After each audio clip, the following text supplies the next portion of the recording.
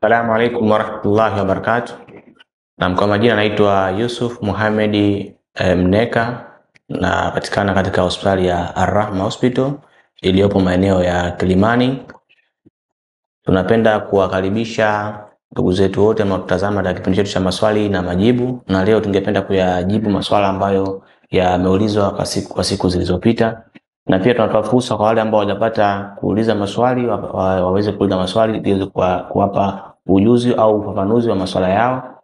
Na ikiwa hujatosheka au hujaridhika na jibu letu, unaweza ukauliza tena swali lako kwa maelezo mengine mazuri zaidi.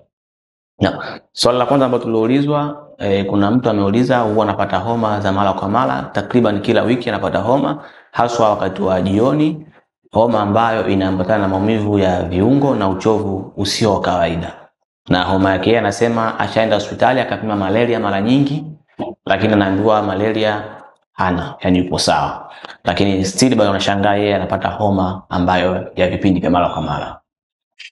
Na kwanza tunampa pole aliyeulizwa kwa kupata homa ya mara kwa mara.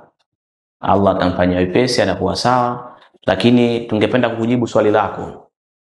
Kwanza tungependa kuwafahamishe kwa faida ya watazamaji, homa ni ile hali ambayo joto linaongezeka kutoka pale hali ambayo ni nomo ya kawaida ya joto la mwili, kwa sababu tunasema kawaida joto la mwanadamu inatakiwa liwe nyuzi joto 36.5 mpaka 37.5. Kwa hiyo ikizidi kutoka 37.5 kwenda juu, maana yake joto limepanda, limekuwa si la kawaida.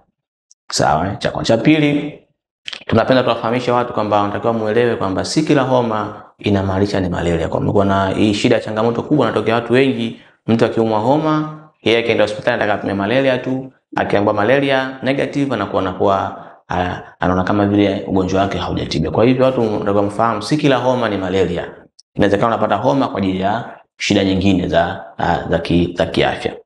Kwa hiyo tumfafanulie aliyeuliza kwamba kama amepima tu malaria hajapima kitu kingine, tungempenda aje hospitali au arudi hospitali kufanya vipimo, afanye check up ya vipimo vingine. Asiende tu kwamba ajue kwamba asiende tu kwamba aseme kila homa nimepima malaria negative. Sababu ziko nyingi. Ukishakuwa na homa ni dalili ya ugonjwa. Ugonjwa wote unaweza kuwa sababu umepata maambukizi ya virus, maambukizi ya bakteria, unaweza kama maambukizi ya fungus, yote yanasababisha homa.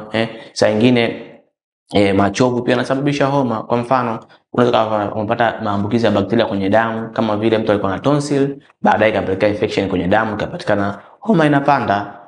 Viral, kama sasa hivi tuna mlipuko wa homa ya dengue, ni viral infection, unaweza kupata viral infection ndio maana homa imepanda. Viral, kuna flu, mtu anapata mafua, homa inapanda.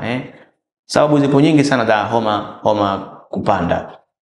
Sasa kwa hiyo aliyeuliza kama hajafanya vipimo vingine, amepima tu malaria peke yake, inabidi kwanza arudi tena hospitali kwa ajili ya uchunguzi uliokuwa mwingine, ulikuwa mzuri zaidi na uchunguzi wa vipimo vingine. Kama nilivyotoka kusema awali, virus apimwe bakteria kwenye damu, apime homa ya dengue kama atapata kipimo hicho, na vitu vingine. Angalia daktari, angalie tonsils zake kama zipo sawa. Vyote hivyo tunataka viangalie kwa umakini sana. Na mara nyingi kwa mazingira yetu huku tuliokuepo nayo, mara nyingi ukiona homa, mara nyingi kama si hizo malaria amepima, utakuta singine infection kwenye mkojo, mtu ana UTI anapata homa. Singine tunapimaga tunakuta gonjwa, kumbe ni tonsil tu anapata homa. Wengine tunapima tunakuta na bacteria infection kwenye damu anapata homa.